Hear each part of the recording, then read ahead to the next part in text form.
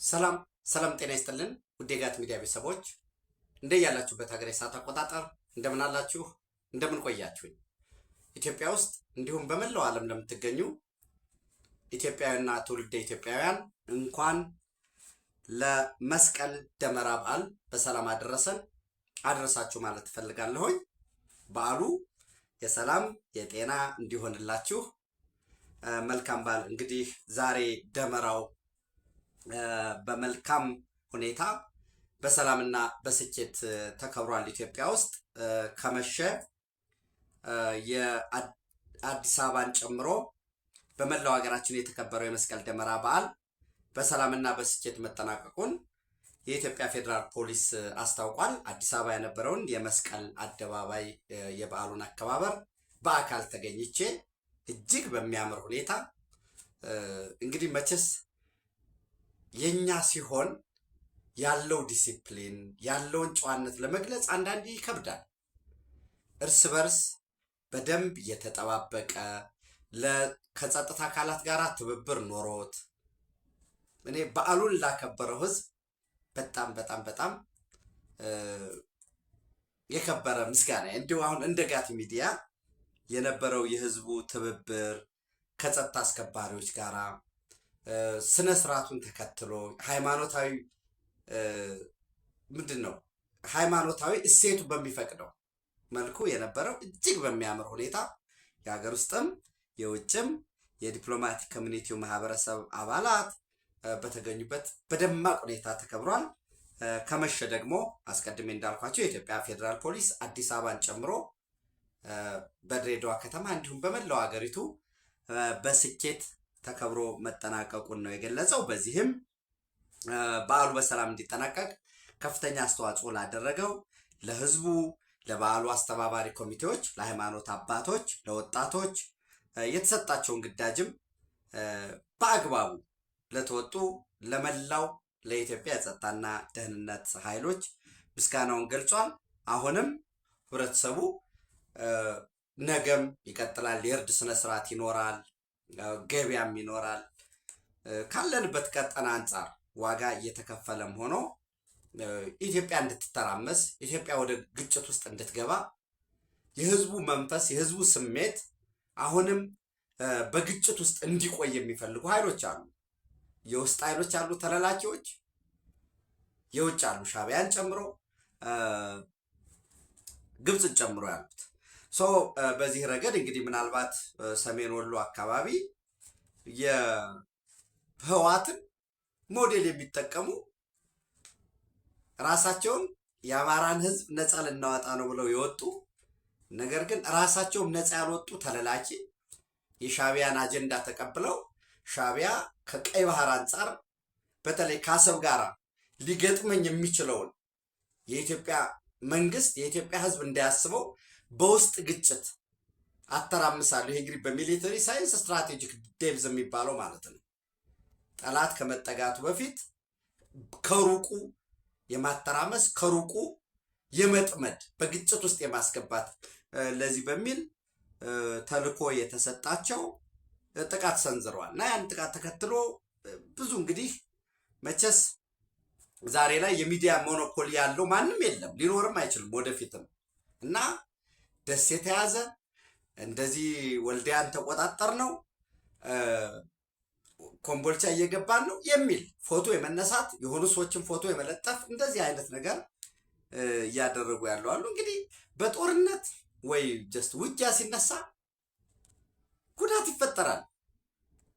ከየትኛውም ወገን የሚተኮስ ጥይት ወገን ላይም ሲቪሉ ላይም ጉዳት ያደርሳል። ነገር ግን በፎቶ ተመስርቶ በውጊያ ኃይል የማወራረስ ከአንዱ ወደ አንዱ ምን ያህል ሰዓት ያ ኃይል ሊዋጋ ይችላል ወዘተረፈ የሚለው የራሱ የሚሊተሪ ሳይንስ ባለሙያዎች እንዳሉ ሆኖ እንግዲህ በጣም ሲባል የነበረው አሁን ሪትሙ የተቀየረበት ሁኔታ አለ። ዞሮ ዞሮ የአገር ውስጥ ተላላኪዎች የኢትዮጵያ ደመኛ ጠላቶች ኢትዮጵያን በትርምስ ውስጥ የማቆየት የሚፈልጉት በዓላቱ በሰላም እንዳይከበር ይልቁኑ ህዝቡ በግጭት ውስጥ የዓለም አቀፍ ሚዲያውን ኢትዮጵያ እርስ በርስ እየተተራመሰች ነው ወደሚል ውስጥ እንዲገባ እየተሰራ ስለሆነ ይህንን አይቶ በደንብ በዓሉ ላይ በደንብ ጸጥታና ደህንነታችን ላይ ትኩረት ማድረግ ያስፈልጋል። ምናልባት የዚህ ራሳቸውን ፋኖ ብለው የሚጠሩ ነገር ግን በተለላችነት በአድራሽነት የተቀጠሩ ሞዴላቸው በሙሉ ኮፒ አድርገው ህወሓት ሞክሮት የወደቀበትን የከሰረበትን መንገድ ነገር ግን በራሴ ጉልበት ራያን አስመልሳለሁ፣ ወልቃይትን አስመልሳለሁ ወይ ጀስት ወልቃይት ጠገዴ ወይ ምዕራብ ትግራይ የሚለውን አስመልሳለሁ ብሎ ተነስቷል። ለዛ ተባባሪ ሁኑ። ሲነሱ እንግዲህ ብታስታውሱት ወልቃይት ሊመለስ ነው፣ ራያ ሊመለስ ነው ብሎ ነው የተነሱ ማንቀሳቀሻቸው የነበረው። ነገር ግን አሁን ተመልሰው ድጋፍ የሚያገኙት ከሻዕቢያ ነው። ድጋፍ የሚያገኙት በአንድ በኩል የፕሪቶሪያ ስምምነት መከበር አለበት፣ አልተከበረም፣ እየተጣሰ ነው ብሎ ለዓለም አቀፍ ማህበረሰብ ይከሳል። በሌላ መልኩ ደግሞ የግጭት ራሱ ህወሓትን ከዚህ በፊት እንዳልኩት ሻዕቢያ ግጭቱ ከኤርትራ ወጥቶ ትግራይ ውስጥ እንዲሆን ይፈልጋል። የትግራይ ልሂቅ ደግሞ አሁንም ግጭቱ ከትግራይ ወጥቶ ከትግራይ መሬት ከትግራይ ውድመት እንዳይደርስ ወደ ጅላንፎን ተለላኪውን ወራዳውን ይዞ መሀይማን አሉ። በእነሱ በኩል አማራ ክልል የግጭት ቀጠና እንዲሆን ይፈልጋሉ። ይሄ ነው እንግዲህ ይህንን ይዘው ስበው የዚህ የዩቲዩብ ልሳን ሆነው ለአማራ ህዝብ እንታገላለን ይላሉ። ነገር ግን የአማራ ህዝብ ጥያቄ ከወያኔ ጋር ሆነህ ነው የሚመለስ ይልሃል። ግን መልሰው ራያን ደግሞ አሳልፎ ሊሰጥ ነው ይልሃል። እና ያንን እያወናበዱ ያሉ ይሄ እንዳልኳቸው ጉዳት አይደርስም እያልኳቸው አይደለም፣ ጉዳቶች ይደርሳል። ግን ሪትሙ እየተቀየረ ነው የሚሄድ። አሁን ዛሬ ምናልባት ነገ 6 ሰዓት 7 ሰዓት በኋላ ደግሞ ጉዳዩ ሌላ ነው የሚሆነው። የጸጥታ አካሉ የሚሰራው ሆኖ ማለት ነው። ያለንበት የቀይ ባህር ቀጠና ነው። አሸባሪዎች ያሉበት ቀጠና ነው። ሰላም ለማስከበር በሚደረገው ጥረት መላው ህብረተሰባችን ብዙዎቹ ዋጋ እየተከፈለ ነው ሰላም እየተጠበቀ ያለውና እኔ ዛሬ መስቀል አደባባይ ባየሁት ነገር በእውነት በጣም ኮርቻለሁኝ።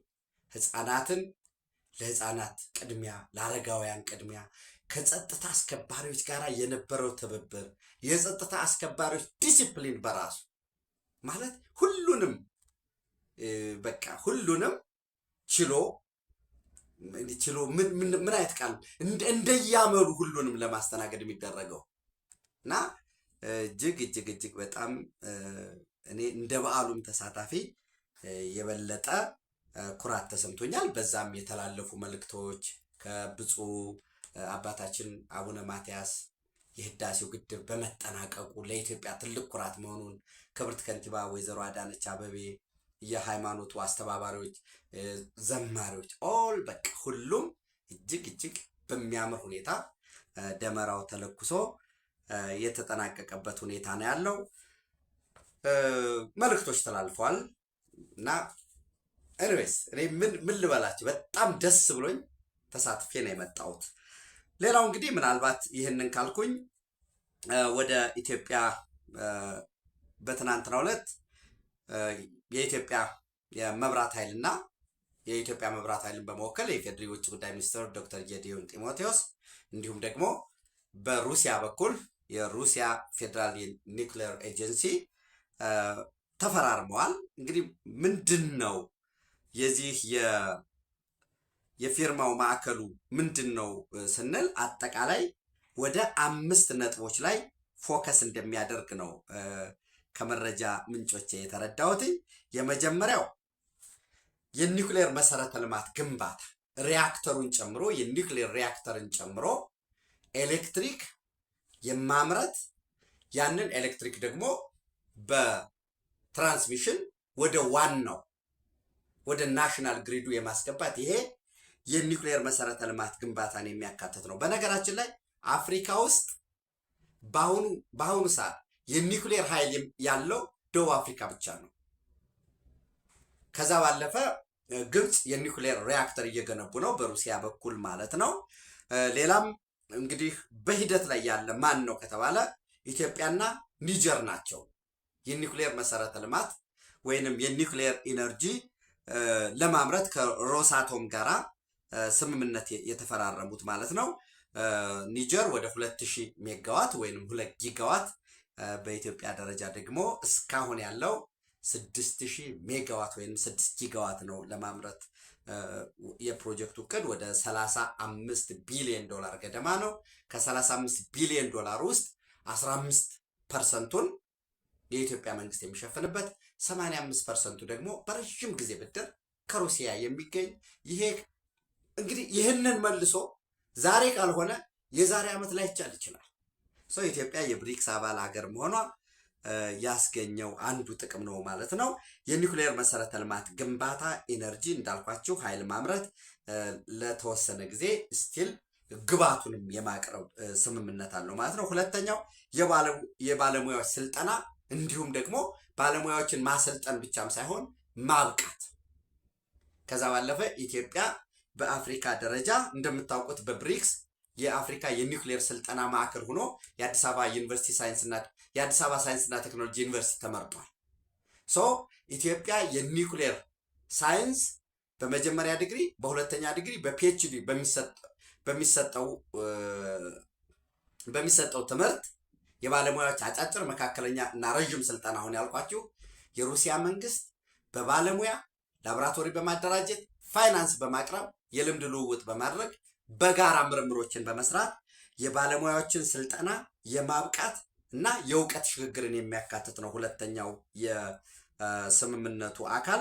በሶስተኛ ደረጃ የኒውክሌር ሳይንስ ቴክኖሎጂ ማዕከል ማቋቋም አሁን በጅምር ላይ ያላለ ይሄ የኒውክሌር ሳይንስ ቴክኖሎጂ ማዕከሉ ህፃናትን፣ ወጣቶችን፣ ተመራማሪዎችን ፕላስ ማዕከሉ የትምህርት ማዕከል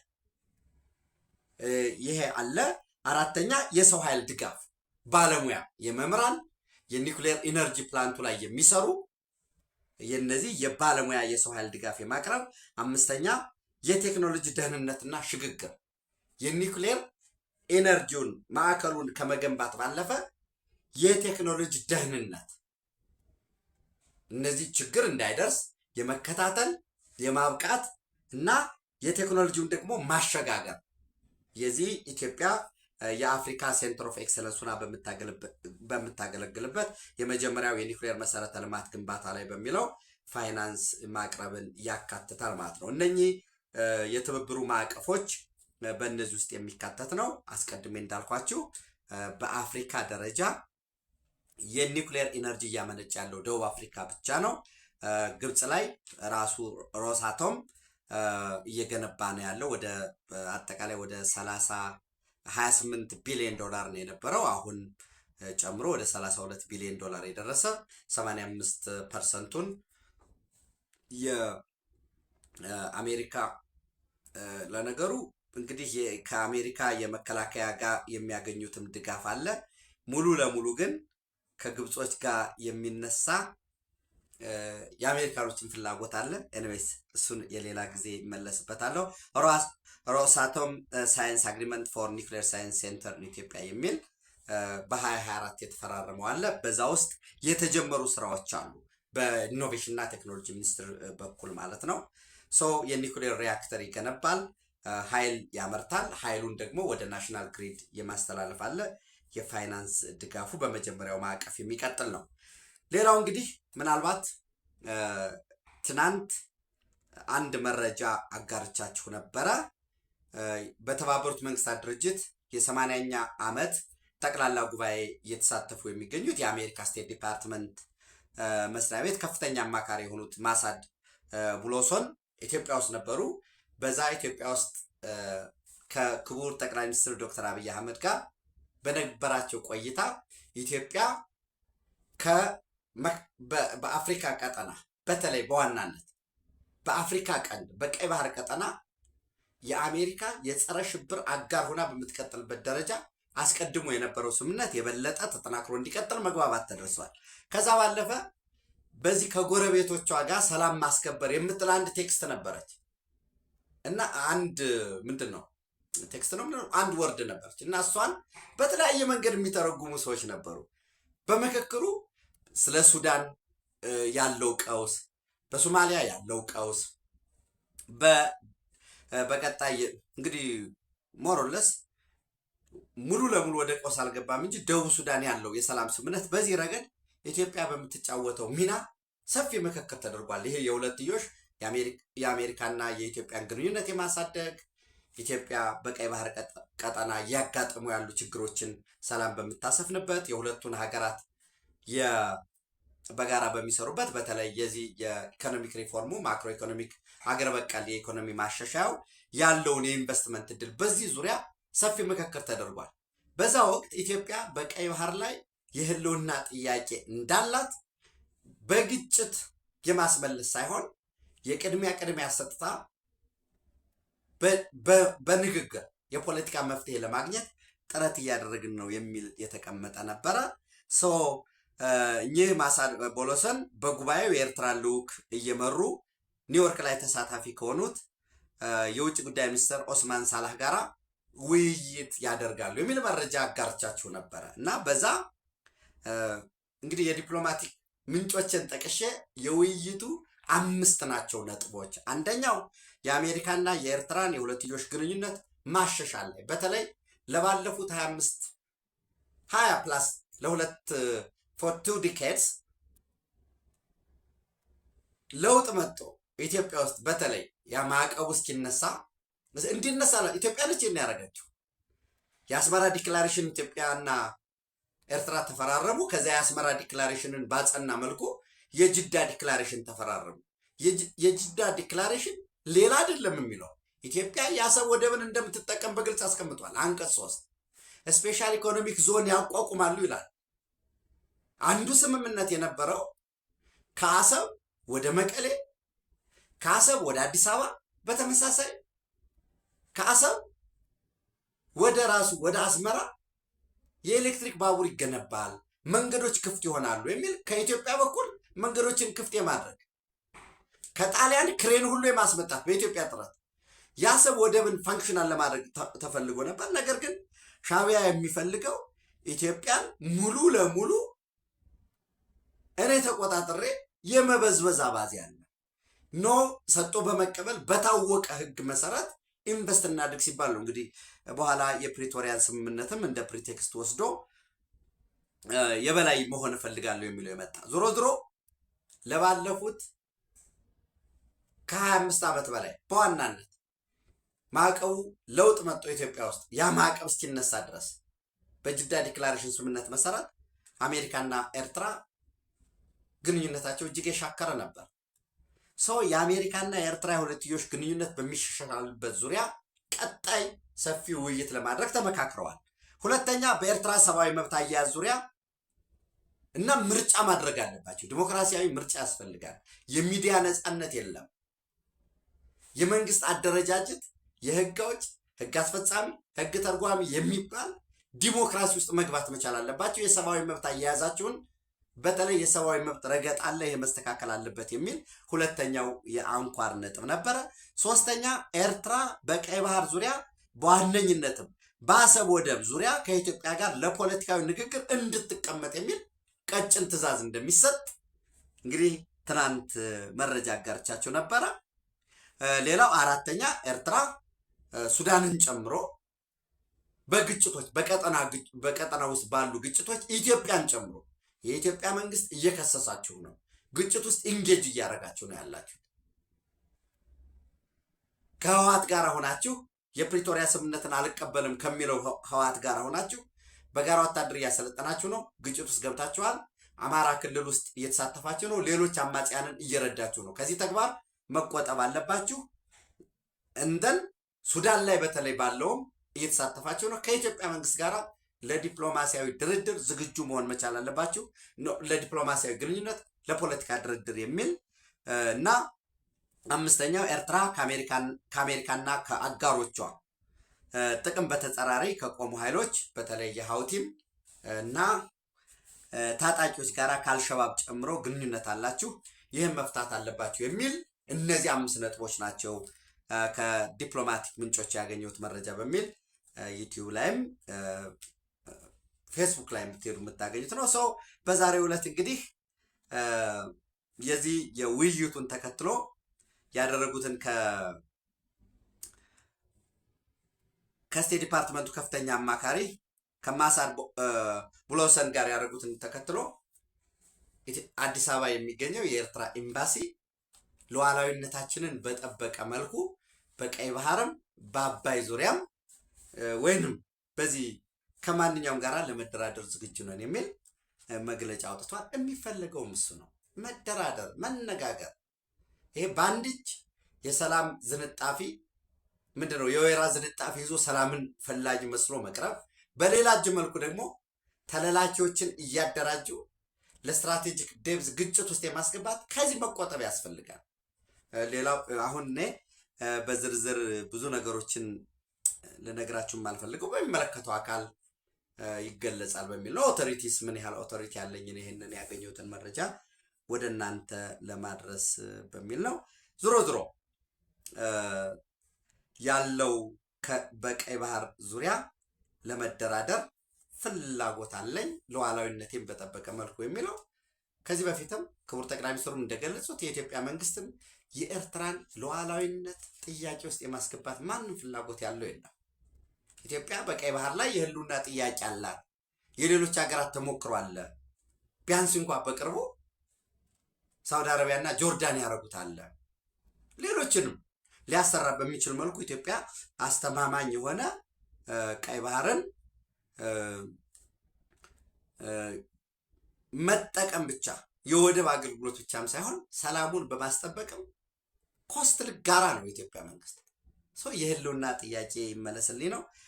በዚህ ረገድ ለመደራደር ለመወያየት ዝግጁ ነን የሚል መግለጫ አውጥተዋል። እንግዲህ በቀጣይ ድርድሩ መቼ ነው የሚደረገው? የት ነው የሚደረገው? የድርድሩ አንኳር ነጥቦች፣ ይዘቶች ምን ይመስላሉ የሚለውን መረጃዎችን የማጋራችሁ ይሆናል። መልካም የመስቀል በዓል። ያው ደመራ ስላለቀ መልካም የመስቀል በዓል። ነገ እርድ ይከናወናል እንዳልኳችሁ። በሀገር ውስጥም በውጭም ለምትገኙ ኢትዮጵያውያን፣ ትውልደ ኢትዮጵያውያን እንደ ጋት ሚዲያ እኔም እንደ ጌትነት መልካም በዓል ይሁንላችሁ ማለት እፈልጋለሁ።